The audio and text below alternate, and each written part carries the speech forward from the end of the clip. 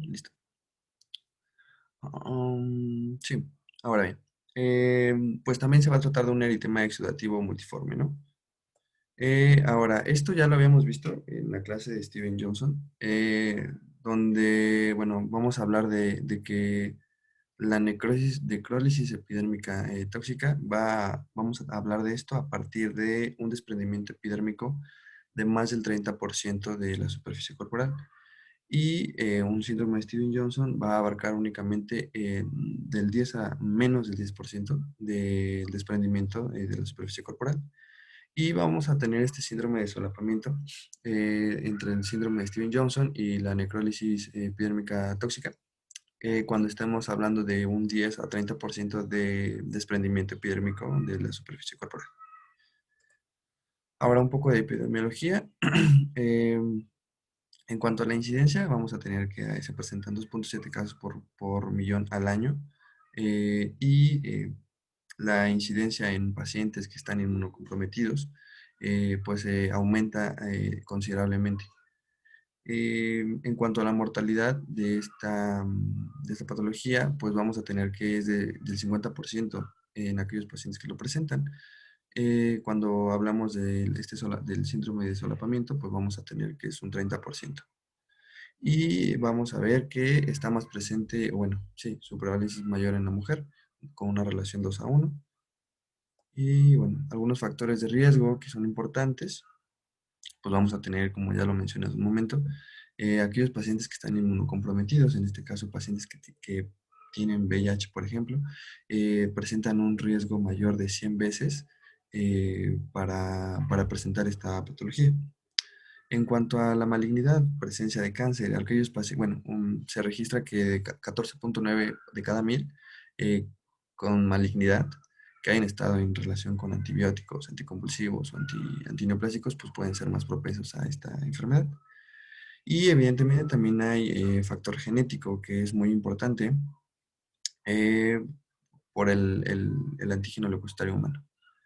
Y bueno, también vamos a tener medicamentos, pero aquí me refiero a que sean pacientes que estén en un constante uso de medicamentos que pueden ser de riesgo elevado o medio para esta enfermedad. Ahorita vamos a ver eso. Bueno, ok. De acuerdo a la etiología, entonces, los medicamentos que son más, bueno, que tienen un riesgo elevado, vamos a tener estos medicamentos, que es el allopurinol, fenobarbital. Como podemos observar, un momento.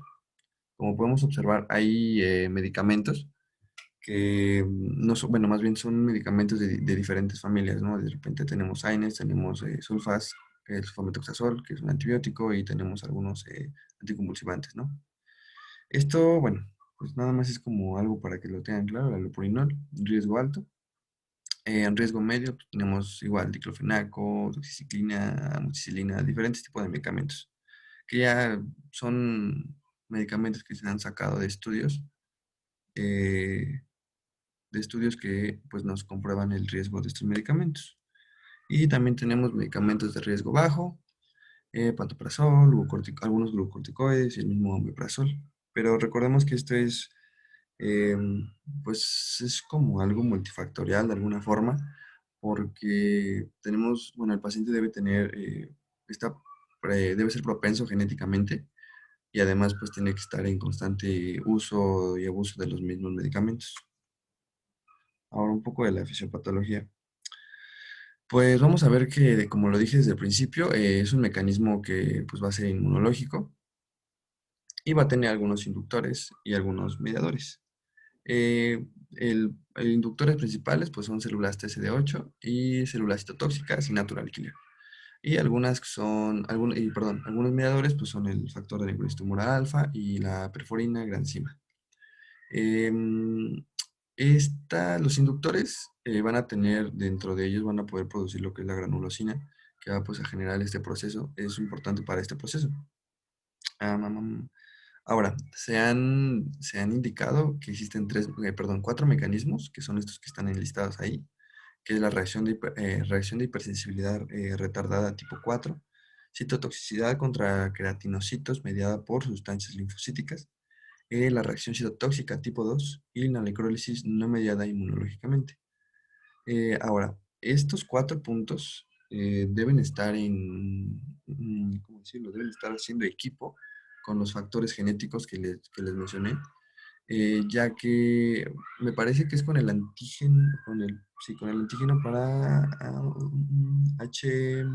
el HLA-B12, es el fenotipo que más se presenta y es el que más propenso es para esta patología.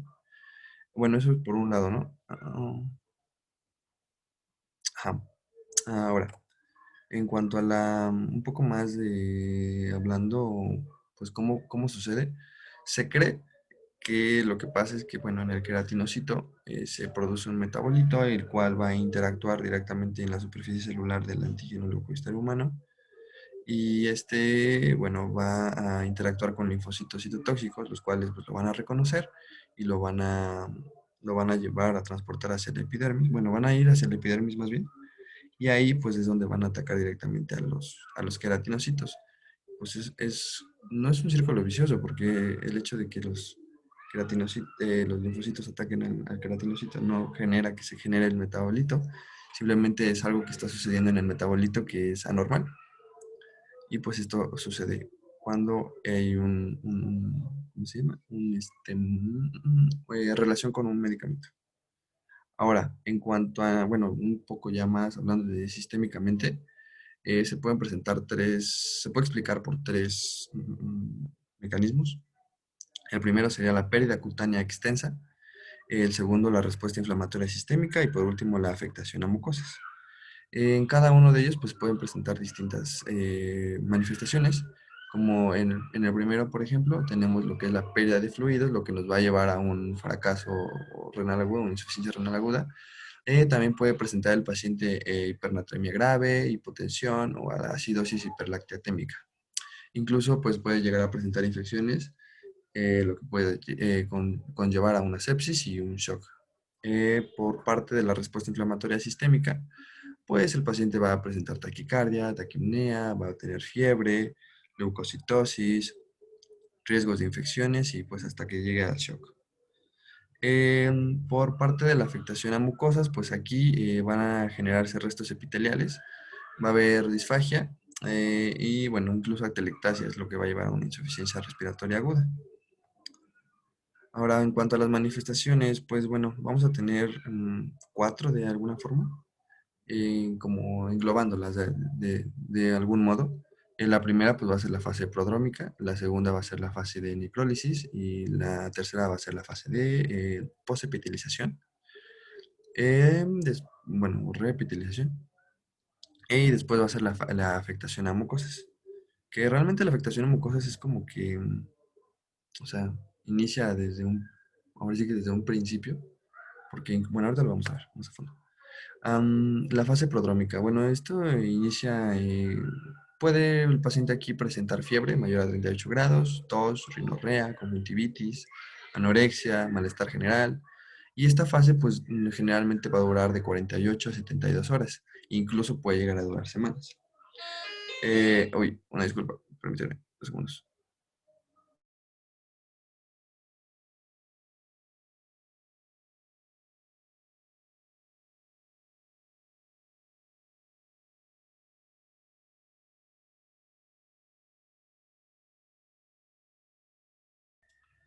Entonces, puede llegar a durar incluso hasta semanas.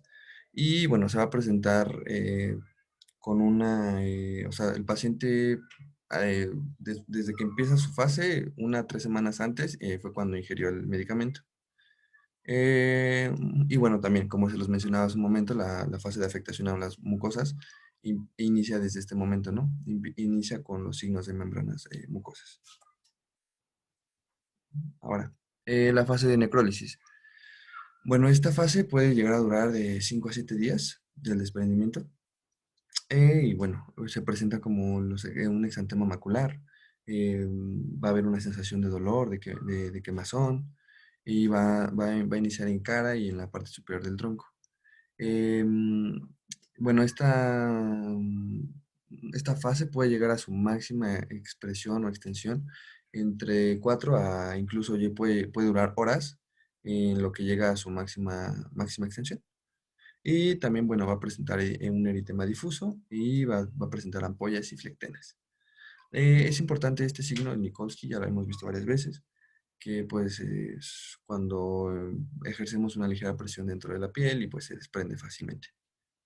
Y bueno, evidentemente va a haber un poco más de severidad y en cuanto al dolor, pues sí, al dolor y a todas estas sensaciones en lo que es el dorso y en los glúteos. Ahora, en la fase de repetilización, bueno, esta va a durar de 1 a 3 semanas y lo que va a presentar el paciente pues puede ser hiperpigmentación e hipopigmentación. Además de esta presencia de onicomadesis, que es pues la caída de la uña, y pues al momento de que la uña vuelva a crecer, existen deformidades. Y en cuanto a la afectación de mucosas, pues del 90 al 95% de los pacientes lo van a presentar y va a iniciar en lo que es orofaringe, ojos, genitales y en el ano. Eh, Raramente lo encontramos en nariz, esófago, tráqueas y bronquios. Y esto es importante, bueno, sí, es algo interesante, que más de la mitad de los pacientes presenta una afección de 3 mucosas. Es muy poco probable que solamente se presente una mucosa de estas que les mencioné alterada. Eh, en pacientes que llega a suceder son el 15% de ellos. Ajá, y es pues importante tener precaución con las mucosas porque pueden generar sinequias y dolor. En cuanto a las manifestaciones de las mucosas orales, pues se va a presentar en la mucosa oral y en el borde del bermellón, que es el área de, ay, se me fue la palabrita, de transición. Va a presentar erosiones hemorrágicas que van a ser dolorosas y pues con una membrana blanco grisácea, ¿no? Por el mismo desprendimiento. Y bueno, la estomatitis y la mucositis, que es la inflamación de la mucosa, pues va a generar pues sí, como consecuencia, una desnutrición y una deshidratación, porque pues el paciente va a evitar consumir alimentos por el mismo dolor que ocasiona. En cuanto a las manifestaciones oculares, eh, bueno, estos se presentan en más del 80% de los pacientes y va a presentarse con una conjuntivitis grave que además va a ser purulenta, que va a generar una ulceración, una uveitis anterior y pues va a generar fotofobia o dolor. También se generó una forma de clasificación, por decirlo de esta forma, donde nosotros, bueno, vamos a obtener tres grados principalmente, porque pues el grado cero, pues no sé, como que está un poco de más, porque el grado cero no hay compromiso ocular y pues la afección no hay ninguna. En cuanto al grado uno, pues vamos a tener un compromiso de hiperemia conjuntival con una afección leve. Grado 2 se va a referir a un defecto epitelial de la superficie ocular o formación de una pseudomembrana y esto va a tener una afección grave. En cuanto al grado 3, pues se va a deber a un defecto epitelial de la superficie ocular y la formación de la pseudomembrana. Y esto ya va a ser una afección grave, muy grave. Ahora, las manifestaciones urogenitales. Se van a presentar en 2 tercios de los pacientes, y va a presentarse con erosiones genitales, vaginitis erosiva y úlceras. También van a existir ampollas vulvares y sinequias vaginales. Es lo que les mencionaba hace un momento cuando hablé por primera vez de las mucosas, sí, de la afectación a mucosas. Y bueno, también va a haber adherencias y estenosis labiales y vaginales. Un poco y brevemente de histología, pues nada, va a haber apoptosis del queratinocito. La unión dermoepidérmica pues va a estar separada y va a haber un infiltrado mononuclear en la biopsia. Ahora, para el diagnóstico, pues vamos a basarnos que es principalmente clínico. Es por la historia clínica, se le pregunta al paciente si, bueno, es que historia clínica y la exploración básicamente pues van de la mano, ¿no? Entonces nosotros al ver al paciente con las manifestaciones que tiene y el cuadro, pues nos vamos a ir orientando para ir preguntando las respuestas, ¿no? Las preguntas, perdón. Y bueno, también nos podemos ayudar con laboratorio, biometría hemática o química sanguínea. Ahí vamos a encontrar eosinofilia, linfocitosis, leucopenia, una ligera anemia normocítica y la velocidad de sedimentación glomerular va a estar aumentada. En cuanto a la química, pues vamos a encontrar hiperglucemia y transaminasas elevadas. Ya para la biopsia, pues se va a realizar en zonas de la epidermis que estén intactas y además se va a encontrar lo que es un infiltrado de células, un infiltrado mononuclear. Y bueno, se pueden hacer cultivos, pero cuando se sospeche de alguna complicación por Staphylococcus aureus o clamidia o alguno de estos patógenos.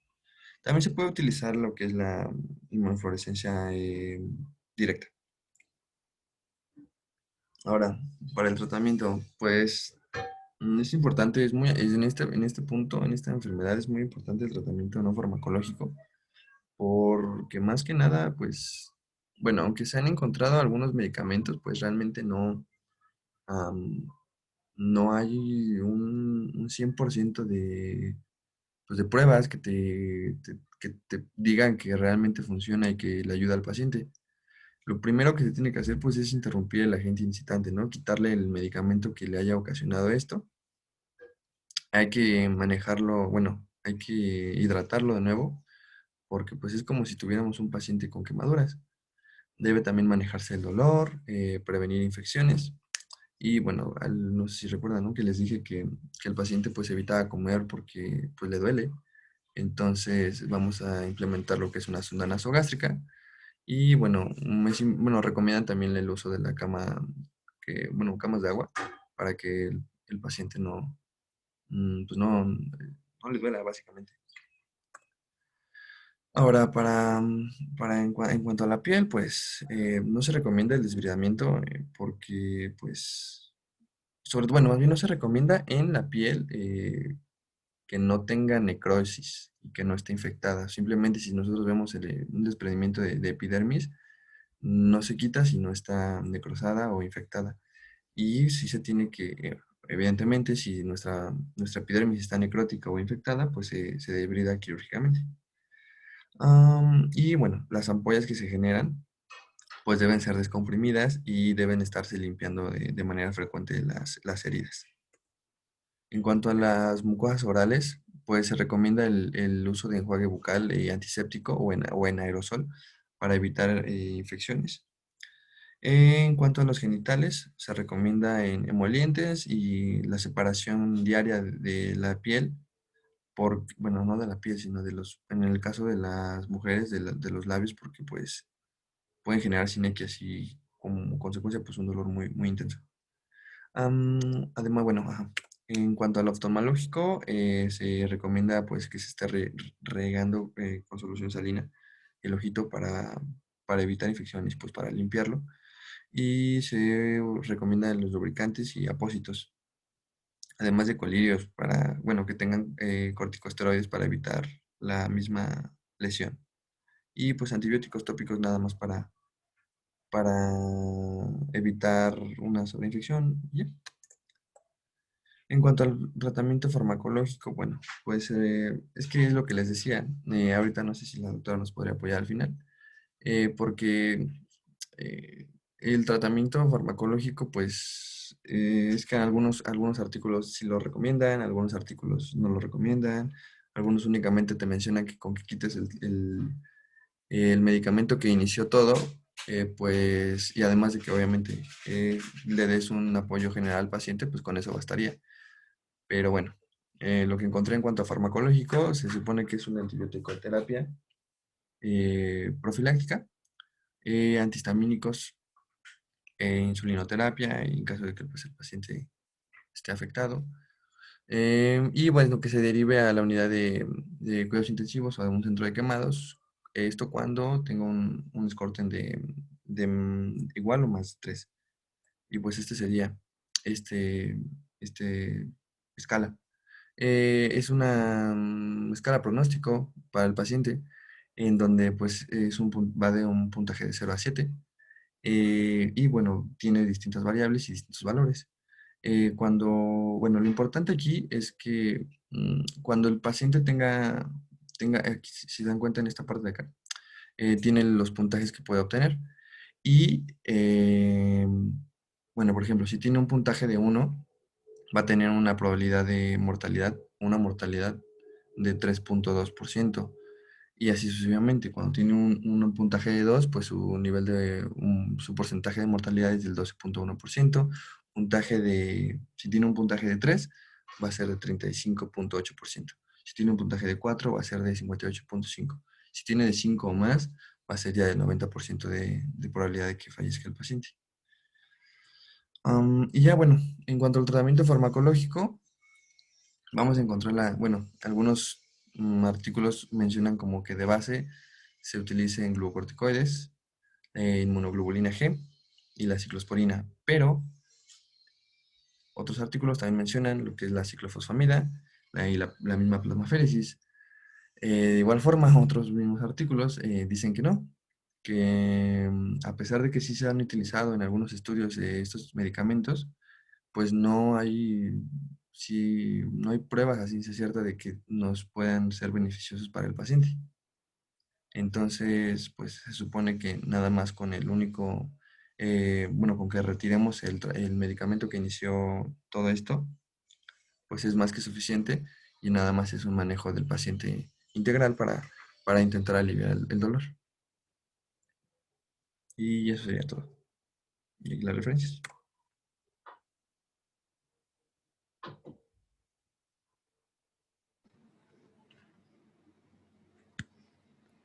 Ok, ¿tienen alguna pregunta? Sí, doctora, lo que nos comenta Brian del tratamiento farmacológico y no farmacológico, en este Sí, caso, si la necrólisis es causada por un fármaco, ¿es sí. recomendable utilizar los antibióticos profilácticos? Porque pues, si fue por un antibiótico lo que ocasionó la necrólisis, ¿ahí qué Claro. pasa? Sí, lo recomendable es utilizar lo menos posible medicamentos que son poco útiles. Para que nosotros podamos utilizar o debamos justificar el uso de un antibiótico, tendríamos que estar casi seguros de que está sucediendo una sobreinfección. Esto es porque el tiempo de evolución es más largo, porque previamente tiene o observamos dentro de las lesiones que sí hay un foco infeccioso y entonces sí pudiera darse un antibiótico profiláctico con toma de cultivos, naturalmente. Estos pacientes están erosionados, como vieron las fotos, entonces realmente la solución de continuidad de la piel, pues es nada, ¿no? Seguramente está poblado de Staphylococcus aureus como para empezar, y de ahí en adelante cualquier otra bacteria. Entonces, ustedes es recomendable que tomemos un cultivo y previo, una vez que veamos que existe ya un tiempo de evolución de más de 48 horas de que hay lesiones abiertas, podemos utilizar un antibiótico profiláctico que cubra Staphylococcus aureus, que no sean, sean penicilinasa resistentes, y en tanto tenemos los cultivos para que de esa manera pudiéramos ser como un poco más certeros en el tratamiento. Naturalmente aquí lo más importante son las medidas de soporte, eso es lo que más importa, y también el uso muy temprano de antiinflamatorios o de medicamentos que puedan detener la respuesta inflamatoria tan severa que les genera o que tienen estos pacientes.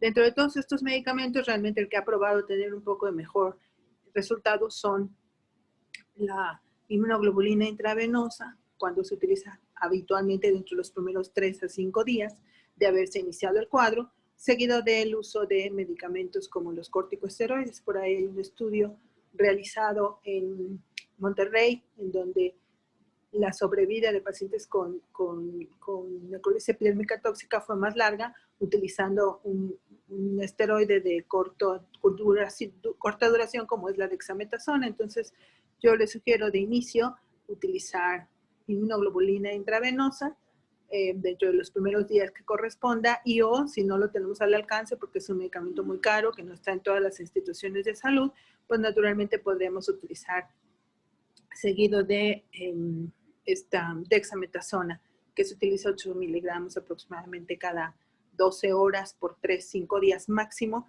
para que podamos disminuir el proceso inflamatorio. Pero realmente lo más importante aquí pues son las medidas de sostén.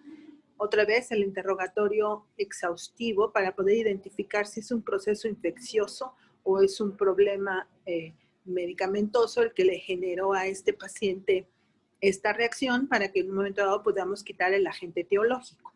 Ustedes saben que esto puede venir de un síndrome de Stevens-Johnson y solamente es la extensión Entonces podemos tener un poco de tiempo para el interrogatorio exhaustivo.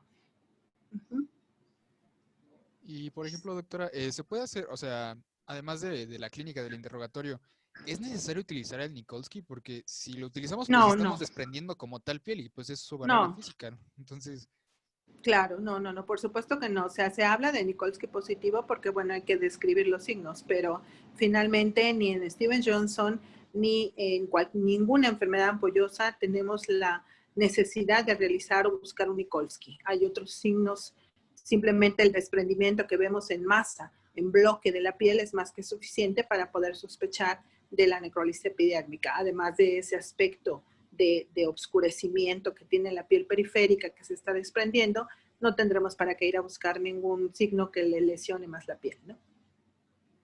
muchas gracias, doctora. Doctora, una pregunta. Entonces, Sí. ¿podríamos manejar las heridas con, bueno, si se sobreinfectan o algo así, con apósitos de plata o injertos El problema cultivados de los para apósitos el cierre de heridas? Claro, el problema de los apósitos de plata es que se absorbe y esto puede generar, el paciente está multidañado, tiene una insuficiencia renal, prerrenal, naturalmente por la deshidratación que tiene. Entonces, si nosotros le estamos poniendo apósitos con medicamentos sobre la piel, se va a absorber rápidamente y nos puede generar o exacerbar el problema renal. Entonces, habitualmente les ponemos sí apósitos vaselinados, apósitos estériles.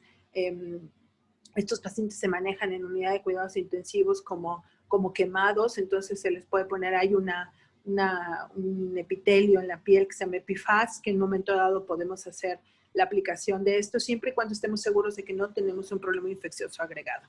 Entonces, lo más importante es un aseo muy gentil del área, casi solamente irrigando el área para evitar que haya acúmulo de sustancias, más bien de bacterias en el sitio, y poder poner estos apósitos coloides o hidrocoloides que se pueden poner en la piel y estarse cambiando cada semana pero una vez que tengamos la certeza de que no hay un problema infeccioso.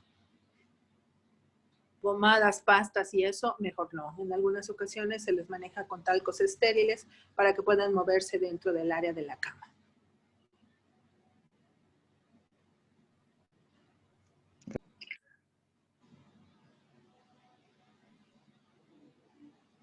¿Alguna otra pregunta o algún comentario que quieran hacer?